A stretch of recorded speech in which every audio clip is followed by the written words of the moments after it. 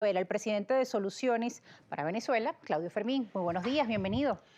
Buenos días, saludos para todo Venezuela y nuestros mejores deseos por, por un segundo semestre de este año mejor, que el país mejore, que todo el mundo pueda vacunarse, como es la aspiración de la familia venezolana, que el proceso político en el cual vamos a internarnos en estos próximos 5 meses sea de provecho, que podamos elegir mujeres y hombres que se dediquen a sus municipios y a sus estados, que tengamos un mejor mañana. Ese es nuestro deseo.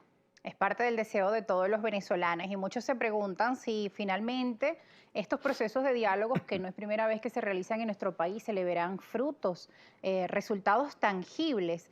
Ayer nos comentaban pues algunos de los analistas y también políticos que el nuevo CNE es uno de esos frutos, pero más allá de esto, también se está hablando de un diálogo nacional entre sectores como el que representa Juan Guaidó y el gobierno del presidente Nicolás Maduro. Fíjese que, por ejemplo, el día de ayer Estados Unidos daba unas declaraciones donde el director del Consejo de Seguridad Nacional de la Casa Blanca decía esta palabra respecto a las negociaciones. Los dos lados van a tener que tragar sapos. ¿A qué se refería el el director de Seguridad Nacional de la Casa Blanca cuando hace esta referencia? Ambas partes van a tener que tragar sapos. Usted que ha tenido amplia trayectoria en la política y ha participado de forma activa en los procesos de negociación y diálogo. Mire, no sé qué querrá decir este señor. Se trasluce de su declaración que los diálogos son algo tan insoportable, tan, tan difícil que la gente tiene que convivir con aquellos a quienes no quiere ver ni siquiera de lejos. Pero yo quisiera empinarme muy por encima de eso. Los venezolanos somos diferentes. Los venezolanos estamos conscientes del conflicto gravísimo en que nos hemos metido.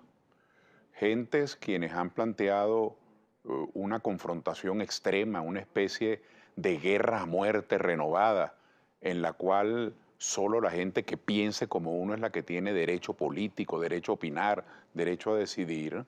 Esto nos ha hecho muchísimo daño. Por eso desde Soluciones para Venezuela nos hemos sumado al pensamiento de millones de venezolanos que de manera anónima lo que quieren es que en el país se den soluciones, que exista entendimiento, que la gente deje atrás la terquedad, la retaliación, los procesos de venganza personal. Eso no puede ser más importante que el bien común.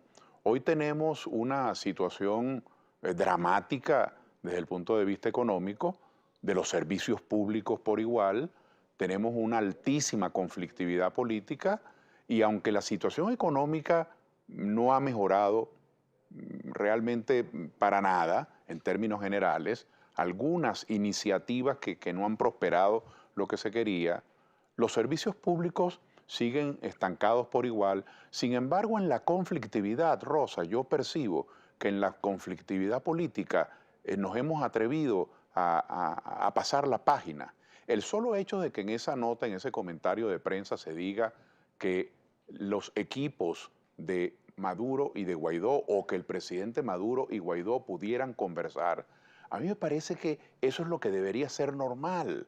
Es decir, cuando un sector político levanta la bandera de no le hablo más a aquel es un tal por cual, aquel es un indeseable, le está haciendo mucho daño al país. Yo aspiro para nuestro país, como sé que lo aspiramos la mayoría de los venezolanos, una situación de normalidad. Normalidad no quiere decir que pensemos igual, normalidad no quiere decir que dejemos de reclamar nuestros derechos, normalidad no quiere decir que ahora todos nos vamos a mimetizar en un saludo hipócrita diciendo que las cosas están bien. Bien. Las cosas están complicadas, pero el camino no es la confrontación extrema, el camino es el diálogo y los dirigentes políticos que se han apartado por el camino de la abstención tienen que regresar a participar. Los dirigentes políticos que viven de la mano como tutelados por dirigentes extranjeros tienen que abandonar ese servilismo y venir a defender sus puntos de vista en el tapete venezolano. Ese es el Ahora bien, camino. para hablar puntualmente sobre este proceso de negociación que se establecería entre estos dos grupos, por un lado, el gobierno quiere el fin de las sanciones, así como importantes grupos políticos de la oposición en nuestro país, la llamada oposición moderada, centrada o que ha venido participando en los procesos electorales. Digamos, ambas partes tienen que ceder. ¿Qué es lo que está sobre la mesa? ¿Qué estaría dispuesto a ceder cada parte para llegar a entendimientos? ¿Cuáles son esas concesiones?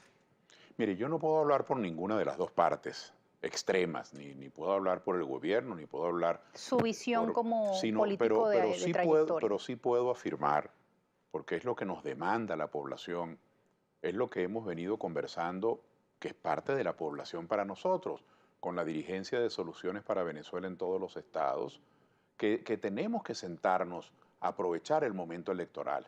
El momento electoral de suyo, de ordinario, como lo dice su nombre, es una época para elegir, para designar funcionarios públicos. Pero este momento electoral tiene que ser aprovechado para algo más. Tiene que ser aprovechado para aproximaciones, tiene que ser aprovechado para entendimientos, debe ser aprovechado para programas mínimos. ¿Qué llamo programas mínimos? Si en un municipio vamos a tener 2, 3, 4 candidatos a alcaldes, si en un estado tenemos 2, 3, 4 candidatos a gobernadores, por ejemplo, el país reclama que esta diversidad de candidatos se pongan de acuerdo al menos en 3, 4 cosas básicas, que independientemente de quienes obtengan la victoria, toda la comunidad política esté presta a respaldar un programa mínimo común de servicios públicos, de recuperación de servicios públicos en los municipios, un programa mínimo común de recuperación de un proyecto regional en los estados. Aquellos estados turísticos han de tener un proyecto regional que tenga como epicentro esas posibilidades turísticas. Los 18 estados agropecuarios no pueden evadir el realizar, el confeccionar un proyecto regional alrededor de la producción de alimentos. Los estados fronterizos, independientemente de los 3 o 4 candidatos a gobernadores, tienen que convenir en un programa mínimo. Algunos piensan que esto es utópico. Yo soy convencido que esto es lo que tenemos que aprovechar, porque una campaña electoral, como digo, de ordinario, el producto va a ser elegir alcaldes, gobernadores, concejales y legisladores, pero el extra, lo adicional que tiene que aportar el liderazgo político que está involucrado es rendirle cuentas al país de cercanía, rendirle cuentas al país de un diálogo productivo. Entonces yo sí soy firme creyente y seguimos pensando así en Soluciones para Venezuela, que el diálogo va mucho más allá de la cortesía de una reunión que sea tomada por los medios para informar al país. El diálogo tiene que ser anudar coincidencias, tejer objetivos comunes, avanzar como nación por encima de las naturales diferencias que se van a dirimir en una elección. Y el diálogo dentro de la oposición, esa unidad soñada, como usted menciona también, lograr esa utopía, digamos, dentro de la oposición, hay importantes y marcadas diferencias. ¿Cómo lograr esa unidad para poder presentarse en este proceso electoral y obtener resultados favorables? Dejar de lado quizás los intereses personales será uno de los retos que tiene la oposición. ¿Cuáles son esos retos y cómo pretenden enfrentarlos? Bueno, yo creo que con apertura, con respeto por todos. Fíjense que la Alianza Democrática, nosotros en Soluciones para Venezuela estamos asistiendo a las reuniones de la Alianza Democrática, son 21 organizaciones, allí hay partidos con tarjeta, partidos sin tarjeta, partidos, pocos partidos con parlamentarios, la inmensa mayoría sin parlamentarios, partidos nuevos, partidos más viejos, partidos con estructura, con equipos en cada estado, partidos con muy poca estructura, pero con líderes Sí. importantes que llaman la atención. Ahora, esa no es la única convocatoria. Están otros grupos importantes en el país, quienes fueron abstencionistas hasta ahora y que están pensando, están reflexionando sobre una reorientación, y yo he señalado nombres concretos, con todo respeto. La Acción Democrática del doctor Henry Ramos, Un Nuevo Tiempo, el Grupo Encuentro Ciudadano de Delsa Solórzano, toda la gente que gira alrededor de Convergencia, los líderes de Causa R liderizados por mi amigo Andrés Velázquez. Es decir, hay un conjunto de organizaciones políticas importantes Unión y que progreso. ¿ah? Unión y progreso. No, a eso voy ahora. Pero estos grupos que antes estuvieron con la abstención, Ah, vienen claro. reflexionando sobre una reorientación y eso tiene un gran valor, eso demuestra un gran coraje cívico, pero esa es una alianza distinta. Claro. Luego está, por ejemplo, el doctor Eduardo Fernández con su nuevo partido, Unión y Progreso, que ha sido un firme Sí. o un firme dirigente que ha llamado a participar, que ha llamado a involucrar independientes. Luego está un grupo que yo quiero destacar, porque es muy importante, el llamado coloquialmente de los alcaldes, el alcalde de Chacao, de Baruta, de El Hatillo, de Los Alias, de Lechería, que lidera o que coordina David Uzcategui en un trabajo muy importante. Bueno, estos líderes también tienen autodeterminación. Y luego el Consejo Electoral, a mí me llamó mucho la atención, legalizó recientemente a decenas de organizaciones. Señor Fermín, vamos a hablar, permítame ¿Cómo no? que le interrumpa porque debemos ir a un corte sobre este tema al regreso de la pausa porque es importante ahondarlo en detalle. Nosotros nos vamos a la pausa, etiqueta primera página para que usted siga y nos acompañe al regreso con sus comentarios y sus preguntas, no se aparten. Seguimos conversando con el presidente de Soluciones para Venezuela, el señor Claudio Fermín, el tema del diálogo en nuestro país, además como el proceso de las elecciones previstas para este año, las regionales. A pesar de que esto está fechado en el calendario, también hay otros temas que son importantes hablar en este corte, como lo es que algunos grupos además están solicitando un referendo revocatorio. Sí. Mire, quisiera terminar esta idea del diálogo que tú has planteado y de la unidad. Sí, para finalizar. Yo fui inventariando la cantidad de referentes políticos distintos, la Alianza Democrática, a la que nosotros hemos estado asistiendo, los compañeros que estaban en la abstención y que hoy están revisando su posición, el grupo de los alcaldes, luego partidos importantes que no están afiliados a ningún bloque, como el caso del partido del doctor Fernández, Unión y Progreso, los partidos nuevos que fueron legalizados. Está el caso de un dirigente importantísimo, Enrique Capriles, quien está completamente aparte de todos estos otros referentes y está el planteamiento en veremos si van a participar o no en las elecciones. Entonces, ¿qué es unidad para nosotros en Soluciones para Venezuela? Unidad es tratar de abordar, tratar de clavar bisagras, de tender puentes con todos estos grupos que queremos cambio. La unidad no puede ser enclaustrarse, ¿verdad? No es la política de la ostra encerrarse simplemente en aquellos con quienes tú estás 100% de acuerdo. Claro. Tejer la unidad significa ampliar, significa incorporar. Nosotros somos partidarios de que en cualquier alianza, como se le llame, se sume la mayor cantidad de factores, porque eso es lo que el país necesita. Los venezolanos necesitamos entendimiento, necesitamos convergencia, necesitamos sinergia. Ahora, algunos pensarán que unidad es simplemente serle leal a los 2 o 3 que se entienden contigo en todo. Claro. Entonces, la unidad es un desafío, el diálogo va a ser por todos estos años en lo sucesivo un gran reto, no se decreta, es un proceso de entendimiento y nosotros estamos abiertos a eso. El proceso de referéndum revocatorio, le preguntaba también, que también hay algunos grupos que lo están promoviendo dentro de su agenda política y que incluso pues ha trascendido que sería parte de esas negociaciones entre los factores extremos, también la realización de esta consulta. Mire, nosotros preferimos poner los pies sobre la tierra. Estamos hoy a 9 de junio, nos queda muy poco tiempo para las elecciones de gobernadores, de alcaldes, de concejales y de legisladores. Tener mejores gobernadores, tener alcaldes dedicados a los servicios públicos y no al activismo político. No es que el activismo político sea malo, pero esa no es la función de un alcalde. El alcalde debe concentrarse en la organización y en la administración de los servicios públicos en términos generales. Entonces hay un cambio que se siente, al menos nosotros lo percibimos, en todas las regiones, por mejores alcaldes, por mejores gobernadores. Los problemas económicos gigantescos que el país tiene no lo van a resolver los alcaldes y los gobernadores. Esa es una dimensión distinta del debate nacional, igual que la política exterior, igual que la política de defensa nacional. Pero los servicios públicos, el día a día, el desarrollo regional, sí tiene una incidencia en estas oficinas. Entonces nosotros llamamos a concentrarnos en esto. Plantear el referendo revocatorio, y lo digo esquemáticamente, Rosa, tiene unas dificultades. No voy a discutir que sea o no un derecho constitucional, eso es obvio.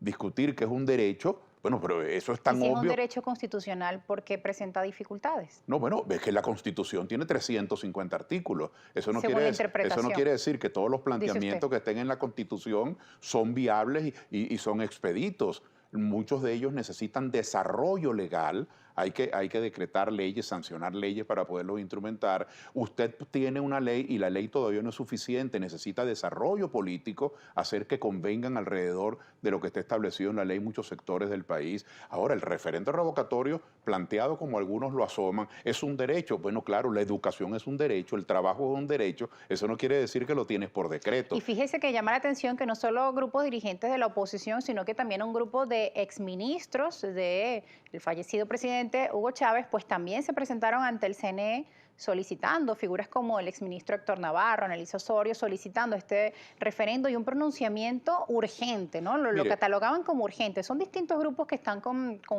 esta línea. mire, la cultura de la inmediatez, el querer que el cambio sea esta noche, a las 7 de la noche, está muy ligada también a la desesperación, al hartazgo que buena parte del país tiene en relación a cómo marcha la economía y cómo marchan las cosas, a la pésima calidad de vida, valga la figura contradictoria.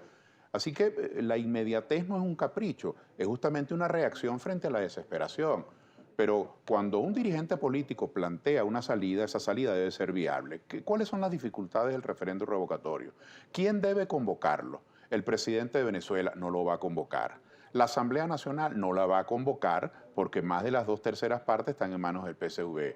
La única forma de convocar en estos momentos el referendo revocatorio es mediante un proceso de recolección de firmas que llevaría unos cuantos meses y que sería una distracción para la elección de gobernadores y alcaldes, que hay que competir contra los candidatos Es del decir, gobierno. estratégicamente no es oportuno promover este discurso cuando se tienen unas elecciones regionales a pocos meses. Es Pero lo que además usted... de eso, si mañana en el resultado del revocatorio, supongamos que se recogen las firmas, Rosa, si mañana en el resultado del revocatorio, quienes estamos por el cambio, logramos sumar 6 millones de votos y el PSV, por ejemplo, lograra sumar 2,5 millones, pues no habremos ganado el revocatorio. Ustedes se preguntarán, ¿cómo que no? 6 millones contra 2,5 millones.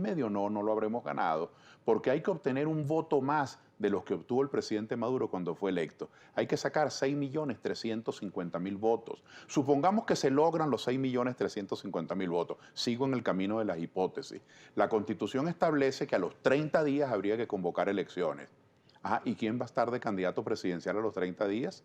Y si el candidato presidencial, por ejemplo, yo voy a pensar en voz alta, gente que es muy conocida y gente que ya han tenido un liderazgo. que tienen liderazgo y que son potenciales candidatos o que aspirarían a esa candidatura. A los 30 días habría que convocar elecciones. Por ejemplo, y si el candidato no es Leopoldo López, ¿qué opinarían los respaldantes de Leopoldo? ¿Votarían por el candidato distinto? Y si el candidato no es María Corina Machado, ¿qué opinarían los seguidores del ingeniero Machado? Y si el candidato no es el doctor Antonio Ledesma, o si el candidato no es el doctor Henry Ramos, o si el candidato no es Capriles, estoy poniendo gente conocida que tienen ese nivel de ser candidatos presidenciales o potenciales.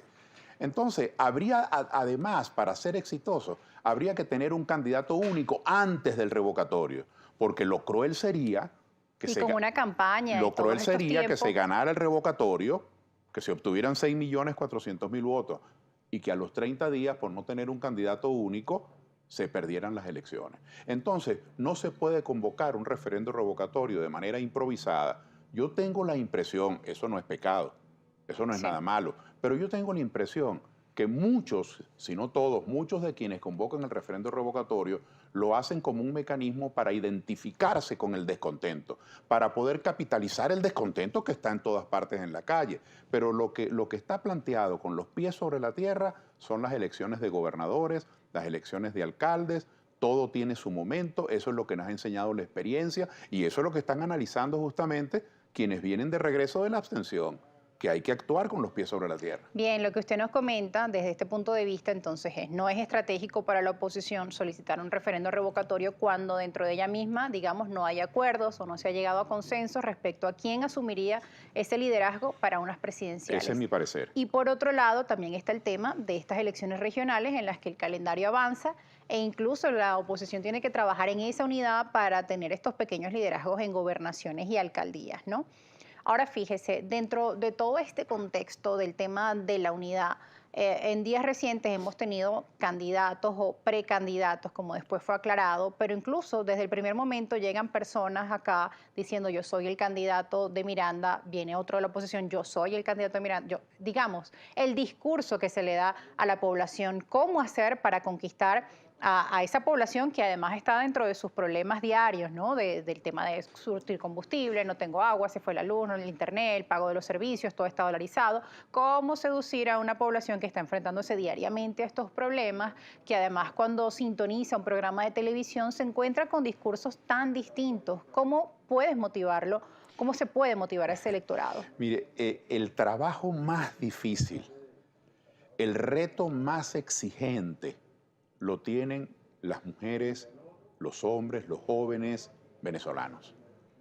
Son los votantes quienes tienen el trabajo más difícil, porque del lado de la oferta, del lado de la proposición de candidatos, del lado de la presentación de programas, vamos a tener diferentes esquemas, diferentes rostros.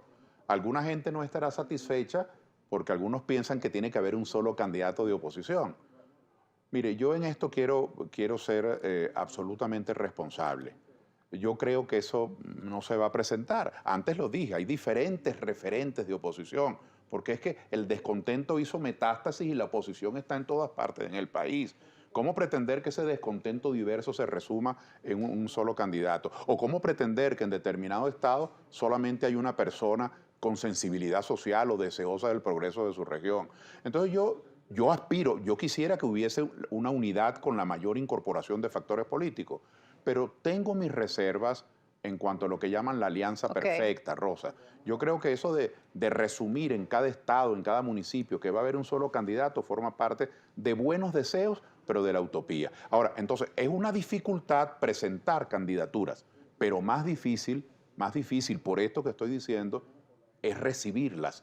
Ese elector que está allí en el barrio, en el vecindario, que está allí en la urbanización, en la calle, en el caserío, ese es el que tiene la responsabilidad, porque a cada votante se le van a presentar diferentes alternativas. ¿Cuál escojo? ¿Cuál representa mejor mi aspiración? ¿A quién veo yo con más fundamento? ¿Quién tiene más experiencia o quién está más capacitado? ¿Quién conoce mejor los asuntos de mi parroquia y de mi municipio y de mi estado? Es decir, la responsabilidad grande que hoy el debate pone sobre los partidos por la oferta, yo creo que la responsabilidad mayor la va a tener el ciudadano en la selección.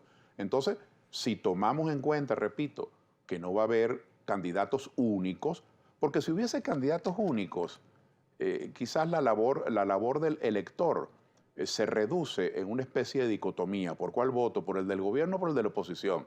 Pero esa no es la realidad, eso no es lo que va a ocurrir. Así que hay un proceso de campaña que tiene que ser fructífero. El proceso de Entiendo. campaña tendrá que presentar programas, proyectos, esquemas de desarrollo regional, soluciones a los servicios públicos y los electores tendremos que estar pendientes de cuál de esas alternativas es la que más nos convence. Nos tenemos que ir. ¿Su candidatura está presente? ¿Se ha hablado?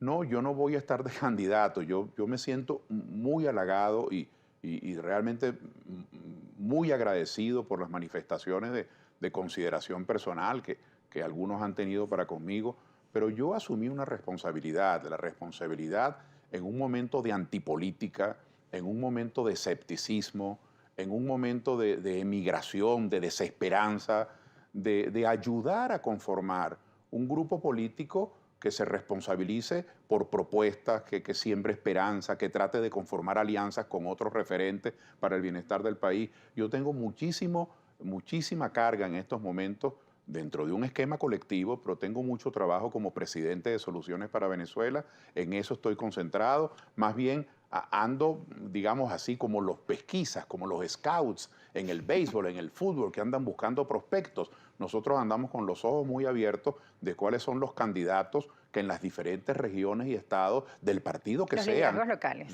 son los que pueden representar a la colectividad. Así que estoy concentrado en hacerle campaña a muchos alcaldes y a muchos gobernadores y a muchos concejales y a muchos legisladores. No voy a estar de candidato yo, pero voy a trabajar afanosamente porque aquellos que considero que son los más convenientes puedan llegar a buen puerto. Muchas gracias por estar con A ti. nosotros. Presidente de Soluciones para Venezuela, Claudio Fermín, nos acompañó esta mañana. Al regreso vamos a seguir con mucho más análisis aquí en su punto informativo de encuentro. Muchas gracias por estar con nosotros. Muchas gracias.